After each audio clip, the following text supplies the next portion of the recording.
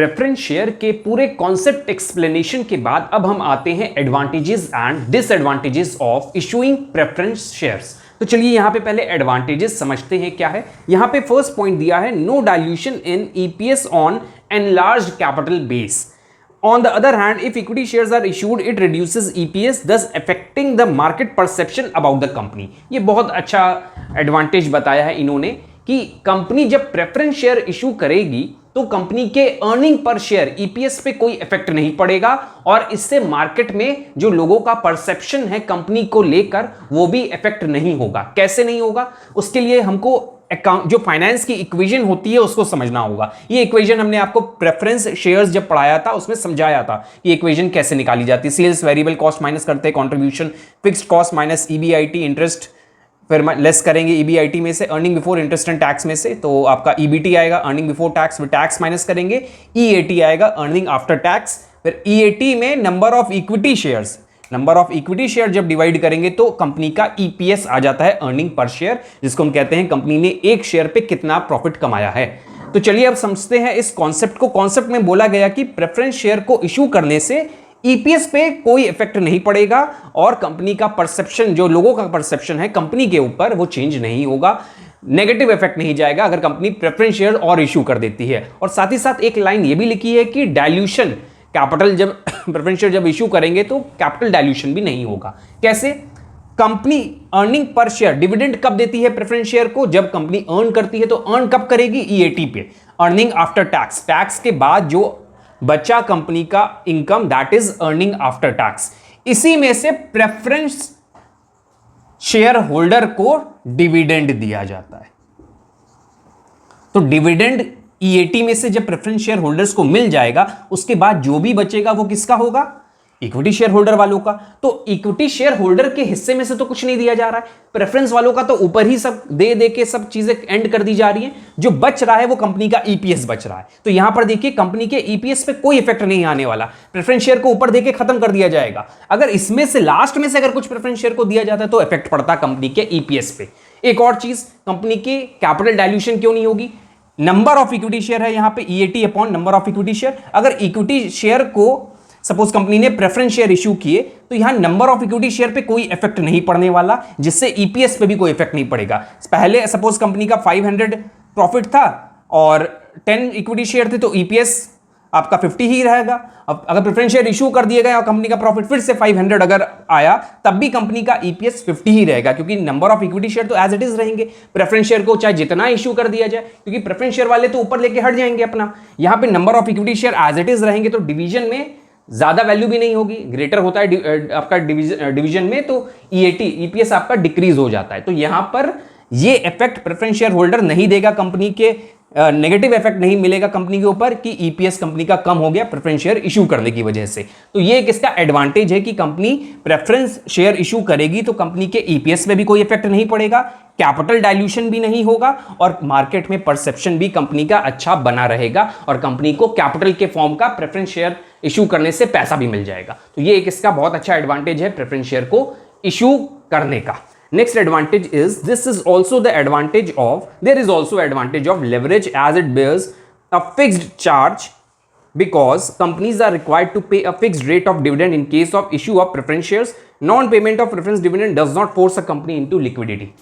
Company को leverage का benefit मिलता है प्रेफरेंस शेयर इशू करने से। लेवरेज का मतलब एक तरह से कह सकते हैं लोन लेने का जो बेनिफिट होता है कंपनी को, वो यहां पे प्रेफरेंस शेयर इशू करने से मिल जाता है। कैसे?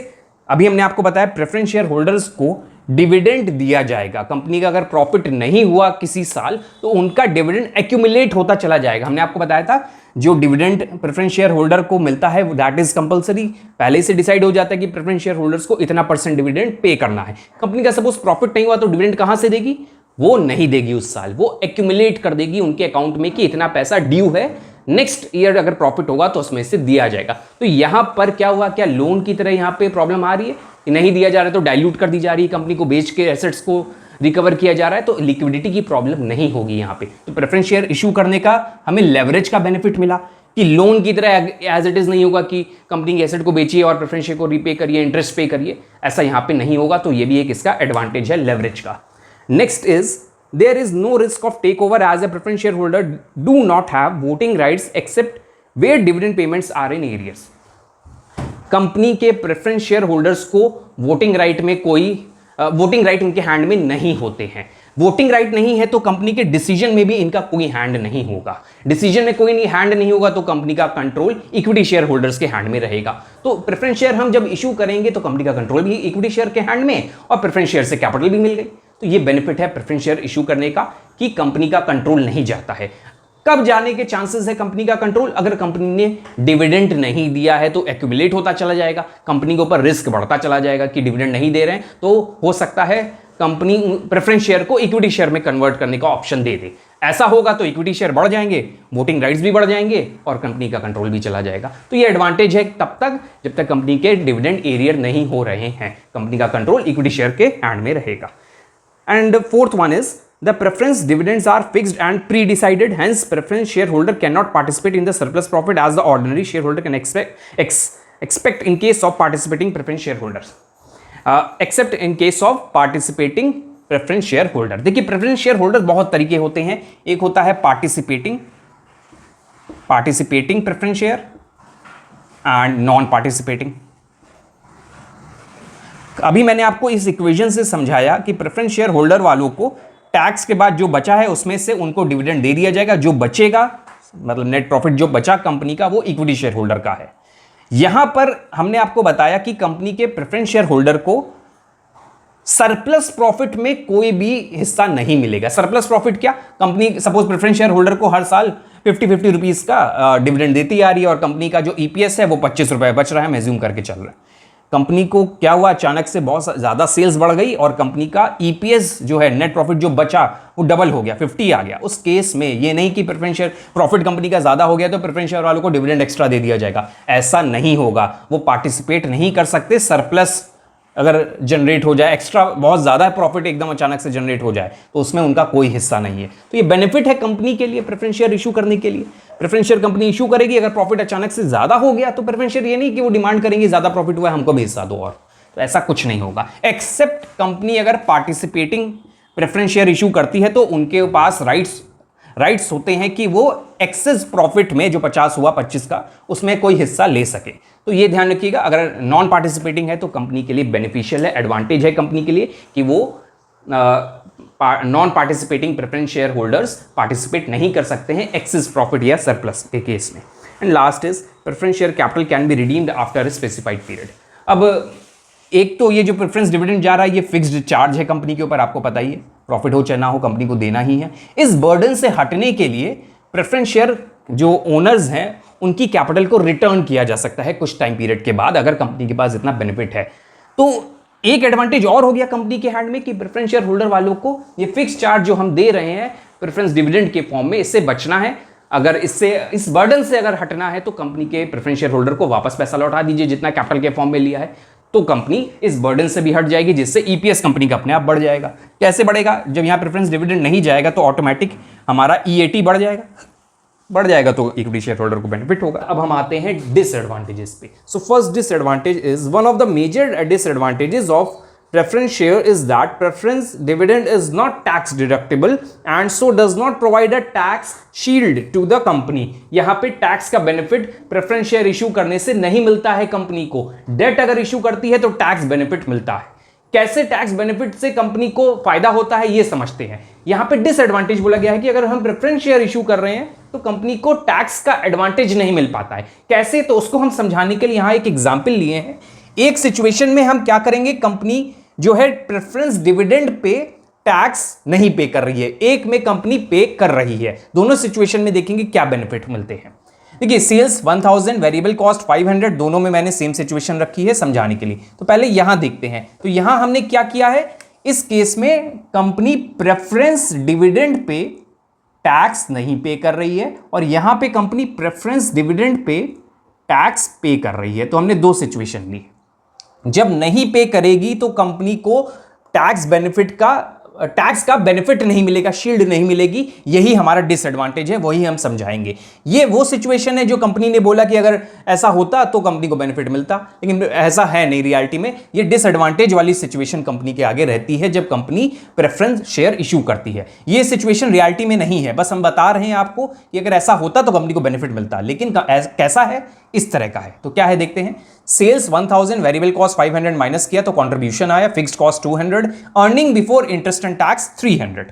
कंपनी की अर्निंग हो गई इंटरेस्ट के पहले। हमने आपको बताया कि कंपनी डेट अगर इशू करती है तो कंपनी को टैक्स शील्ड मिलता है, प्रेफरेंस शेयर इशू करती है तो टैक्स शील्ड नहीं मिलता है। हमने यहां पे अभी सिचुएशन ली है कि company preference dividend pay tax नहीं पे कर रही है, tax shield preference dividend pay नहीं मिल रहा है। कैसे? यहां पे इंटरेस्ट का मैंने कंपनी ने 100 रुपीज पे किया तो कंपनी का ईबीटी आया 200 रुपीज। अब कंपनी ने 200 पे 10% का टैक्स दिया तो 20 रुपीज का टैक्स पड़ा। अब इस टैक्स के बाद कंपनी का जो प्रॉफिट हुआ उसमें से कंपनी ने प्रेफरेंस डिविडेंड 100 रुपीज दे दिया।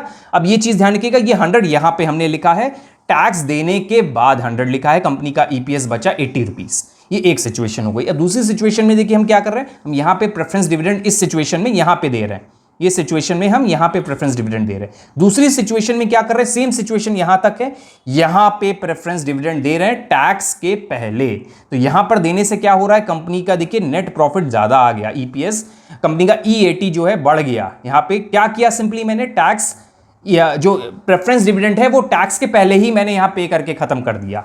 तो देखिए जब कंपनी यहां पर दे रही है तो कंपनी का अर्निंग आफ्टर टैक्स बढ़ रहा है, लेकिन रियलिटी में क्या होता है, कंपनी को टैक्स पे करने के बाद प्रेफरेंस डिविडेंड देना पड़ता है, जिससे कंपनी का प्रॉफिट जो है कम हो जाता है। तो ये टैक्स शील्ड के अंदर नहीं आ रहा है। देखिए अगर इस पे भी टैक्स पड़ जाता तो कंपनी का बेनिफिट हो जाता। देखिए टैक्स इस पे नहीं, मतलब हम कहना चाह रहे हैं कि 100 रुपीज अगर टैक्स के पहले ही प्रेफरेंस डिविडेंड दे दिए जाते तो कंपनी को बेनिफिट मिलता, 90 रुपीज हो जाता, जैसे हमने यहां पे 100 पे कर दिया। लेकिन हो क्या रहा है रियलिटी में हो रहा है कि आप टैक्स पे कर दीजिए, उसके बाद प्रेफरेंस डिविडेंड दीजिए, जिससे कंपनी को टैक्स शील्ड नहीं मिलता है और एक डिसएडवांटेज सिचुएशन अराइज हो जाती है। तो ये एक मेजर ड्रॉबैक है प्रेफरेंस शेयर इशू करने का।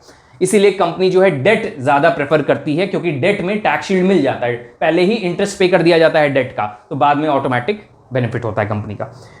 Next is preference dividend are cumulative in nature. This means that if in a particular year preference dividends are not paid, they shall be accumulated and paid later.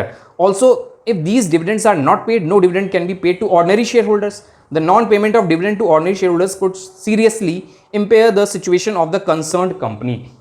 हमने आपको बताया कि जो earning after tax होती है उसमें से company जो है इक्विटी शेयर होल्डर को, ईपीएस जो होता है उससे कंपनी डिविडेंड देती है इक्विटी शेयर होल्डर को प्रेफरेंस डिविडेंड देने के बाद। अगर कंपनी ने प्रेफरेंस शेयर होल्डर को कुछ नहीं दिया है डिविडेंड की तरह, तो नीचे वालों को भी कुछ नहीं मिलेगा।